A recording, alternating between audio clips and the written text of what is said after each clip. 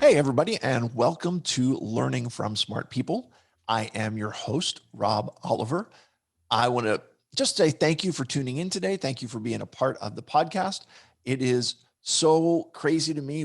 I can't believe that we've been doing this for almost 10 months now. And we're getting close to 100 episodes. That's crazy. So I want to thank you for being part of the journey. If today is the first time you're listening, well, I'd encourage you to go back, check out some of the previous episodes. If you've been with me from the beginning, I want to say thank you. And I'm glad that you have chosen to stick with learning from smart people. My guest today is Ben Reuter. And Ben is an exercise physiologist. He is a podcaster and he kind of straddles the line between academic and practitioner. He is a lifetime mover promotion person. He's all about the ethos that movement is a lifestyle, not just an activity. Hey, Ben, welcome to the show, man. Rob, thanks for having me. I'm always happy to talk about movement. Ben, you have been working on movement and making sure that movement is a lifestyle. And here's what I'm wondering about. Like, how many people do you think are conscious about the amount of movement that they have in a day? I'll answer that two ways. I'll say, first of all, not enough. And second of all, as we were chatting a little bit before we started recording, depending on which study you look at, depending on which government agency, which academic agency, probably 12 to 20% of people have gym memberships. And as you and I were talking, there are additional people who move, but most people, the estimate is probably as much as 70% of people don't make conscious movement every day. Now, we do have to clarify that there are some people who work heavy physical labor jobs. And, I know when I worked landscaping when I was in college, I wasn't thinking about how many steps I did. But we are a nation that doesn't move as much as we should. And I think we can see that in both the healthcare costs and also the number of chronic diseases that shouldn't be happening.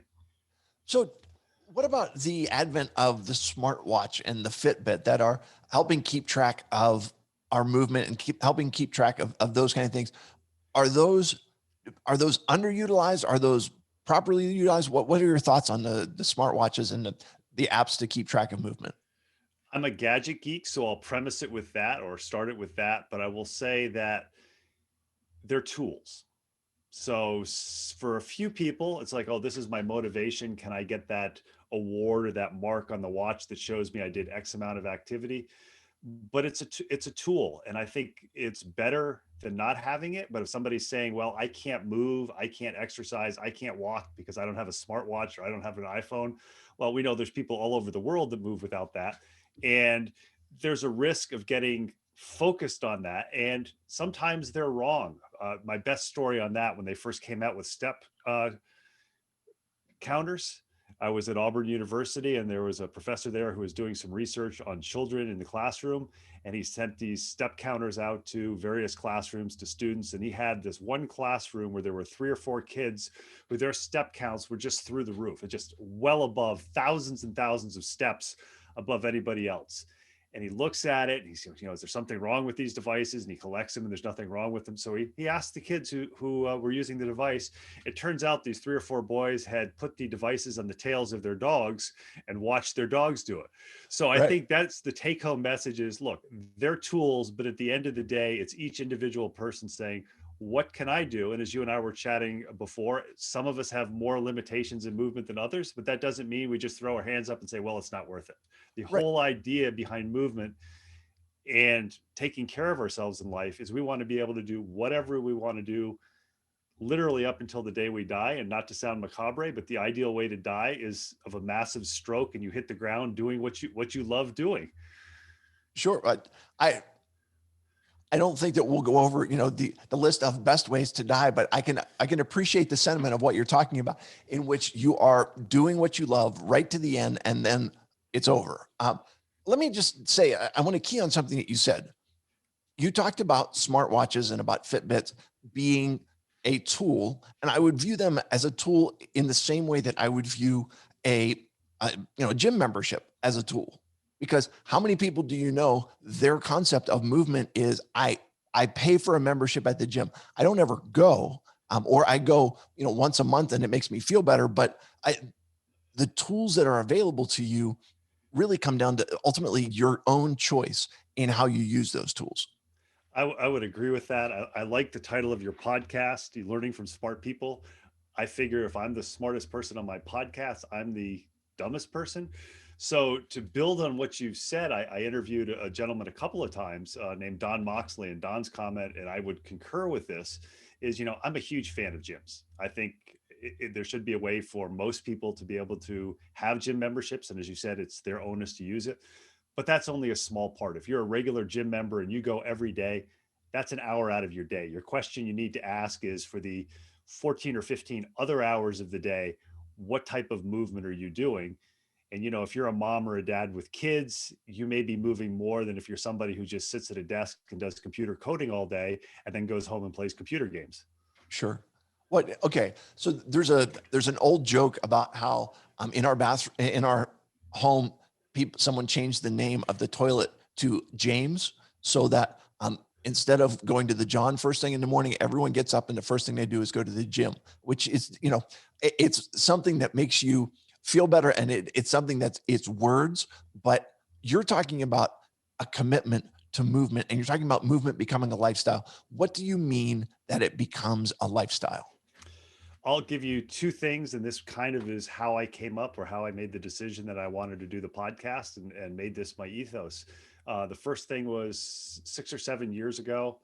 I began to have a series of retinal problems in one eye. I will note that I was told from the time I was young, look, your eye is very nearsighted. At some point, you're going to detach a retina, and these are the signs and symptoms. And, it just kind of went over my head. And along about 2013 or 2014, I'm out walking my dogs, and all of a sudden there's these black lines in my vision of my one eye. And I'm going, there must be something in my hat. There wasn't something in my hat. It was a torn retina. And over the past, up until 2017, numerous detached retinas or torn retinas, 9+ surgeries, 15+ procedures. Now, I will note the physician who was doing the work was excellent, and these were all tears in different places. So what was happening is it just turned into a physics problem, because the eye was so nearsighted, the retina was very, very thin, and it's just kind of figuring out what it was. So there were periods of time where I couldn't move, things that I took for granted, walking, running, riding my bicycle. I couldn't do it because some of the recovery is you lie on a certain position so the retinal can repair. Or I still remember times where my surgeon would say, look, you can walk. I don't want you biking or running, because if you fall off the bike or the pounding, that'll be a problem.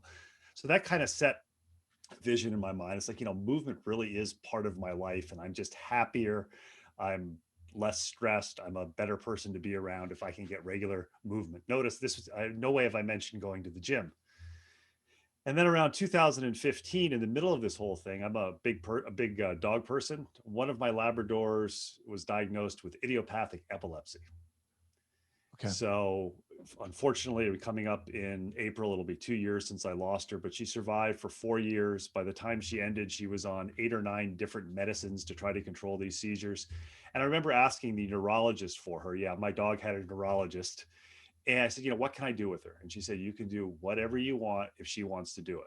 And I knew she liked to be in the woods. She liked to walk. So it was kind of along the same time that I was able to start adding activity in as the eye problems started to dissipate.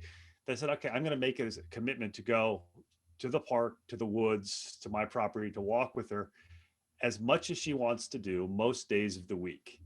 And she had checkups every 3 or 4 months. She had numerous times in the dog emergency room because she sees 2 or 3 times in a row. And I remember the neurologist saying after about a year, I don't know what you're doing with this dog, but whatever you're doing, keep doing it, because she's calm. She's a healthy weight. She's happy when she comes in here. And it's about that time I realized, it's like, this is something that's important for so many people and animals. She was literally, the day that she had seizures that she didn't come out to, that day we were able to go for a 30-minute walk. So on the one hand, I still think about her, and, I still get a little choked up when I see pictures of her.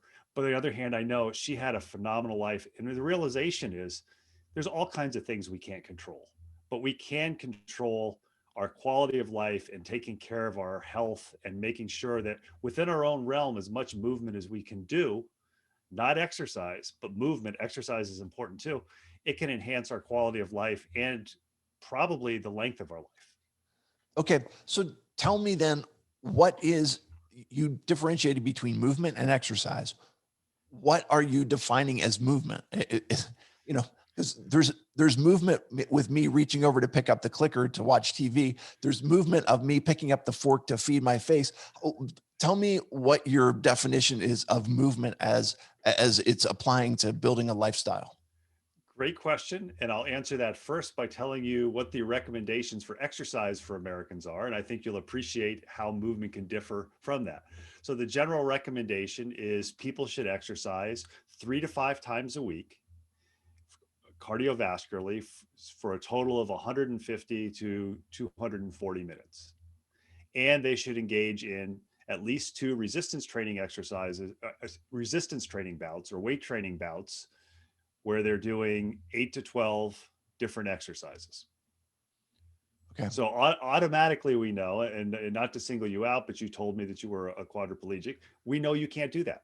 So if we're set, it would be very easy to say, well, Rob can't exercise, but Rob can move.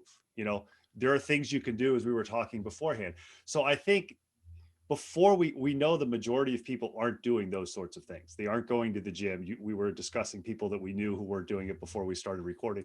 The first step that we want to do is we want to make something actionable or easy for people to do. So if I tell you, or I tell your wife, or I tell my girlfriend, you need to go to the gym 3 days a week for cardiovascular training, to walk on the treadmill or use the Stairmaster, and you need to go and lift weights twice a week. Yeah. Already the bar is super, super high. We'd love to have that. Sure. But on the other hand, if we can say, hey, I'd like you to walk around the block, or I'd like you to roll around the block and experience time in the outdoors, and just do it for 10 minutes once or twice a week. Just make a commitment that once or twice a week, you're going to do that. Right. You start from there. Okay. I, what in your, this is kind of off topic maybe, but what do you think about the power of like partners and accountability partners, or someone that is helping you to reach those movement goals? Because, for example, we talked about smartwatches, and my two daughters have smartwatches. My wife's got one. Our friend has one, and they have formed a little group, and it's all about who gets to close their exercise rings, or whatever they're closing their rings. And it's amongst themselves. They have a certain amount of accountability. Is this something that is helpful? Is it something that's not necessary? What are your thoughts about that? It can be helpful or it can be hurtful. We all know that for some people, it just becomes this overly competitive thing. I have to beat Rob, and if I don't beat Rob, my entire self-esteem is ruined because of that. And there are people out there. You probably have friends. It's like you don't want to play a board game with them because if they beat you in the board game, it's going to be a miserable experience until you can beat them. Sure. But there are many people, and this is where some of these fitness facilities where there are group classes, the community can be beneficial. I've got a friend of mine from college who tends to meet somebody at 5:30 every morning to take a walk, because it's 2 women, so that's what they can do. What I mentioned with my dog, she was my accountability partner, because I can tell you, the days when there's lots of snow on the ground and the weather isn't good, she still wanted to go out. And Right. if you've got somebody who's got similar goals that you have, if your wife and one of your daughters is like, look, we're gonna walk every day, and even if we don't live near each other, this is when we're gonna have our 30-minute phone call and talk every day. I think it can be a phenomenal thing for somebody to say, hey, Rob, where were you today? Or it's like, I tried to call you. Right. What you're saying though makes a lot of sense. It's not necessarily a competition. Um, it's a it's a collaboration where we're working together for a common purpose, not working against each other. And I think you've said it well. Of course, for somebody like me, if you're going to bother to play the game, why not try and win? However, in this particular instance, the winning is not accumulating more steps. The winning is actually improving your health, and in that way, everybody who plays wins the game. Does that make sense to you? It makes 100% sense. I mean, obviously, I've done my share of triathlons, running races, etc. But the most important thing about doing all this movement that I do is when I go to the doctor and they look at my blood pressure, or they look at my weight, or things like that. One of the things that was relayed to me, and I can't remember who it was, but we always hear what when people get sick. And I think the perfect example, we talk about COVID. I mean, it's out there. We all know somebody who's had it, or multiple people have had it, or we might have had it. And if you look at all the research that's out there, they say, look, the people who are most at risk are people who have other comorbidities. They're overweight, they smoke, they have cardiovascular problems. Some of these things we can't control. If you were given bad genetics, and mom and dad had cardiovascular disease, and you're just one of those people at the risk factor that you're going to produce lots of cholesterol, or you're going to get lots of cholesterol deposits, you know, boy, life sucks because you got the bad end of the genes there. But there are other things that we can control. And, as we mentioned at the beginning, the idea is to be able to do as much as you can that you want to do. So you don't have to say, boy, can we go to the beach? Well, I don't want to go to the beach because whatever the reason is. Right. So I think I may have gotten out off on a tangent, but But hopefully I no, answered it. no, no, let me just put it this way, that um, there are things that happen in our lives that are beyond our control. Okay. And you talked about genetics. For me, it's a spinal cord injury, right? I didn't sign up for this. It was in some ways something that happened beyond my control.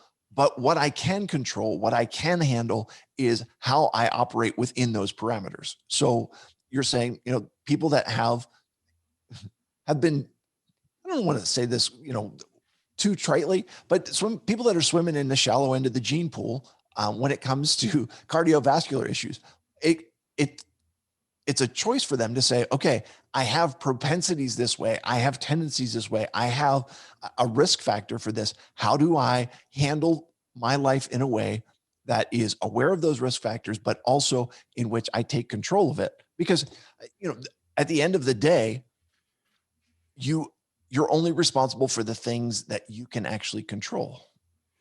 I wouldn't say it's trite. I mean, on the one hand, it sounds trite. On the other hand, it isn't trite, but it's also incredibly difficult. I mean, one of the things with my podcast, I've had the opportunity to interview people in other countries. And the great thing that we always talk about, because we are in the movement realm, is, and having been to other countries, the two things that people from other countries notice about Americans are, number one, how we have a tendency to potentially be more overweight than other populations. But number two, and this is across the board, how do you guys eat so much food? Your food servings are huge.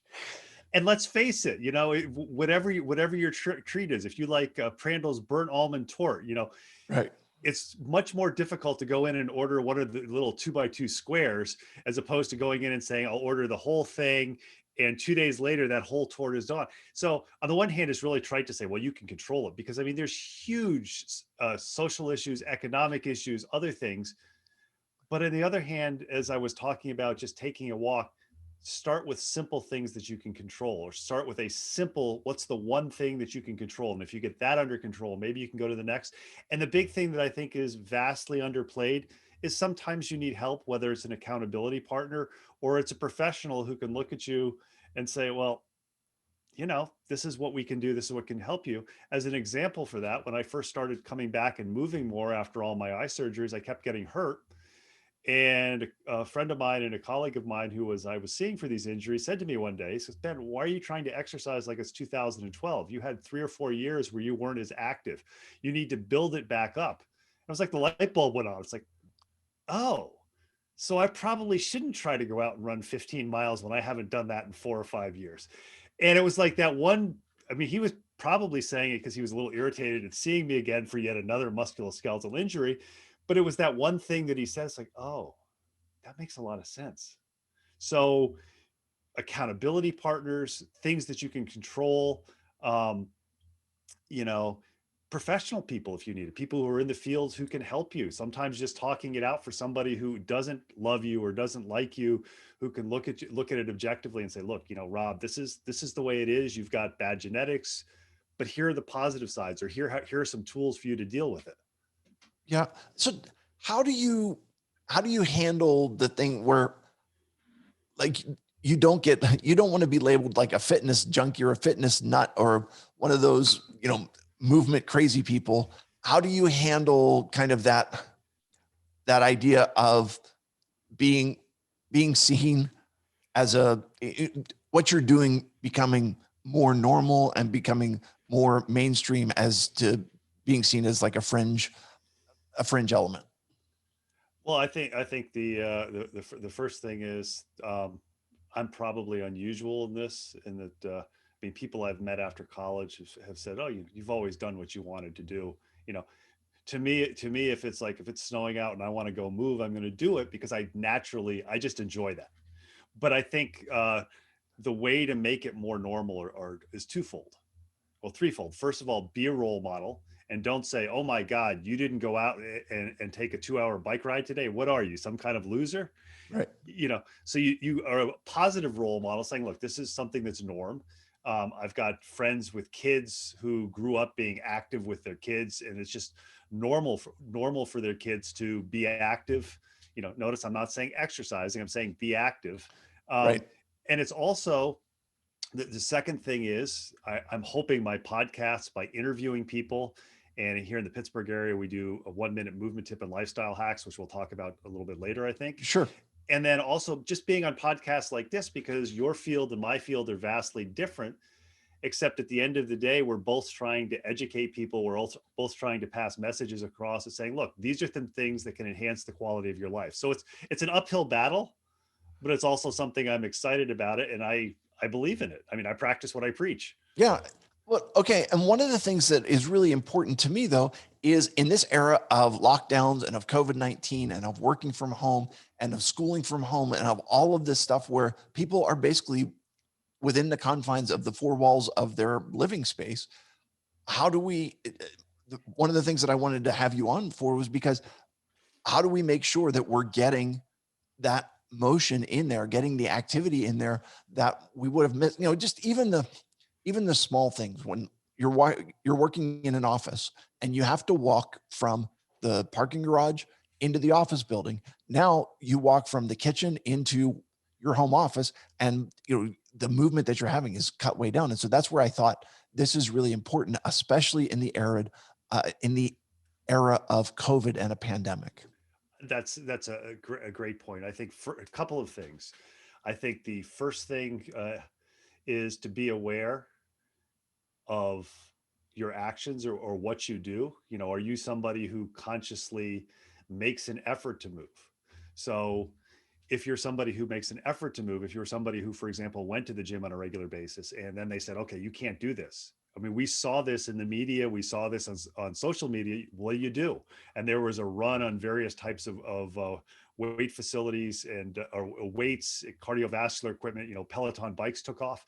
So I think the first thing to say is like, okay, what can I do that's under my control? So the first thing is, if you have internet, I recognize there are some people who don't have internet, but if you have internet, there are all types of classes, many of them free, for movement.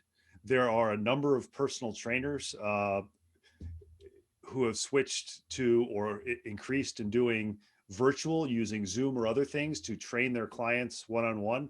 The gentleman I mentioned who said to me, Ben, you can't you can't do this activity that you did 4 years ago. You have to build up to it.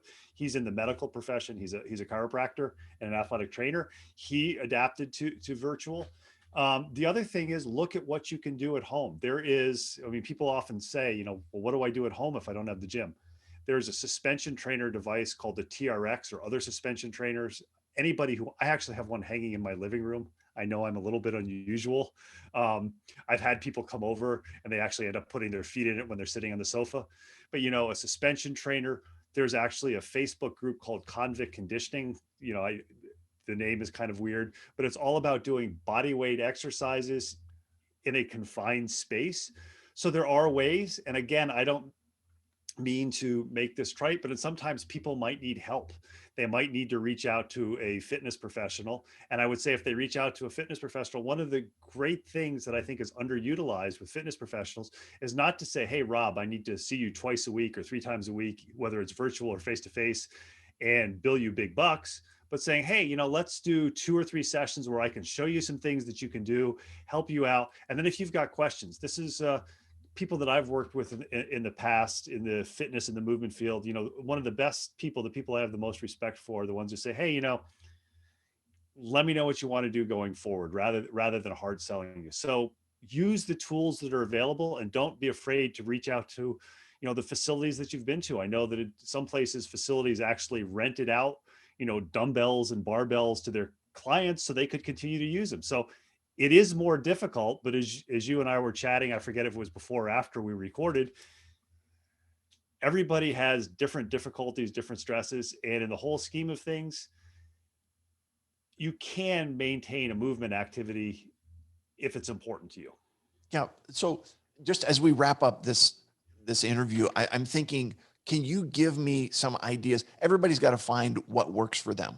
So you're talking about going for a walk.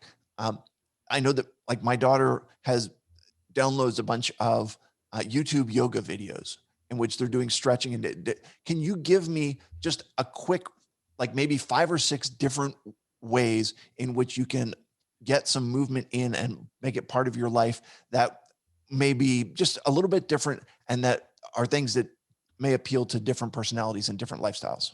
Sure. The first one is housework. Clean your house or apartment. I mean, I know that sounds kind of silly, but if you clean your house and apartment, that can do that. There are YouTube videos out there for people who maybe are elderly or people who are quadriplegics or paraplegics, where you do exercise in the chair. So there are things like that. Taking a walk, gardening. We're getting close to gardening season. Home projects. One of the things that I did over the pandemic, because I'm fortunate, I live a little bit south of Pittsburgh, the local parks were open. I built a couple of chairs. I never built the Adirondack chairs before. um, I built a workbench. I cleaned my garage, and so that's my proud moment. That in building a cat condo, I cleaned my garage, and over the course of a day of cleaning my garage, I actually had my step counter on, and I actually walked about 2.5 miles. So think about what you do. If you've got grandchildren, go for a walk with your grandchildren. Make it so that moving, rather than the norm being, okay, it's 7 o'clock at night, let's flop down in front of the TV and watch Jeopardy. Say, okay, if you do that, maybe your first step is, okay, every time the commercial comes up, we're all going to stand up and we're all going to balance on one leg and see who can do it the longest. So a baby step like that. I love it.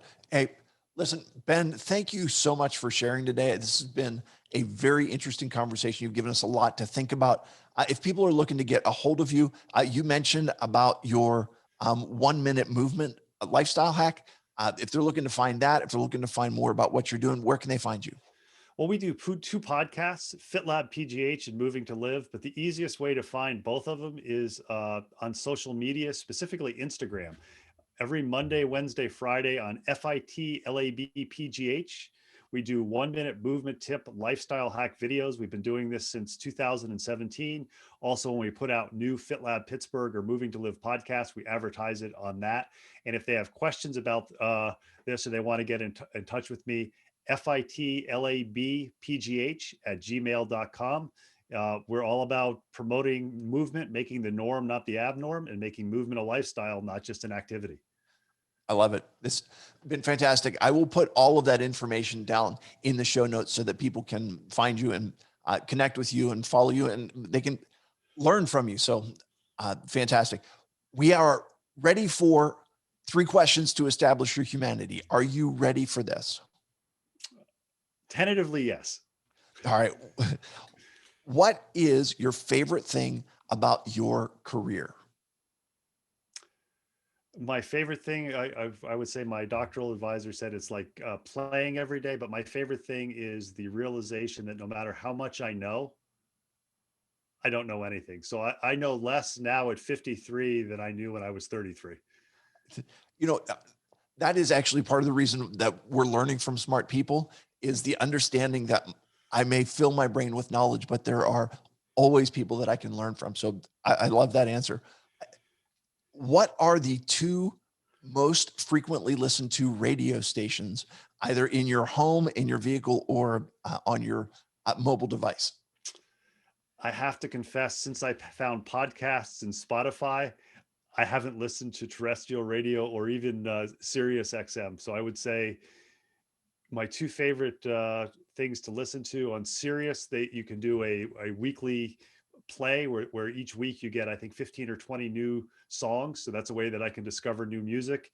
And then it seems almost every time I interview somebody on a podcast, they recommend another podcast that I add to my catch. And sometimes it's maybe a podcast that's not in my interest field or my area, and I scrolled down, it's like, ooh, the guest. I was mentioning with yours, I'm partway through listening to the lady who's talking about college costs. And as somebody who's in higher education and somebody who's still paying student loans off, I'm very interested in that. Yeah. Bonnie Burkett, she was fantastic.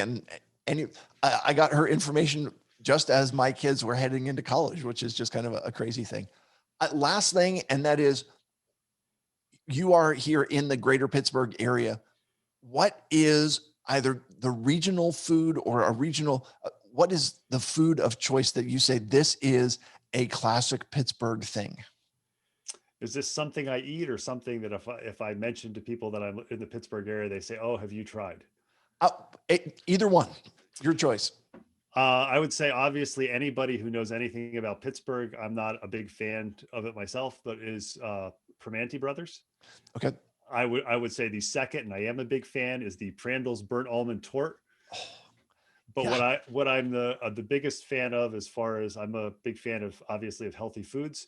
I make maple syrup every spring. We've actually made some so far this year. And a second part answer, a shout out to a local business that I think does a great job, Pittsburgh Highland Farms, where I buy my grass-fed beef from. I think it's a really cool company, and I love supporting a local business that they practice what they preach. That's awesome. I will see if I can look them up and put a link to them in the show notes as well. Hey, Ben Reuter, thank you so much for being on. I appreciate your willingness to share. For all my listeners, I appreciate you being with me today. I think it's been a learning experience. I will remind you, as always, that when you stop learning, you stop living. Have a great day, everybody.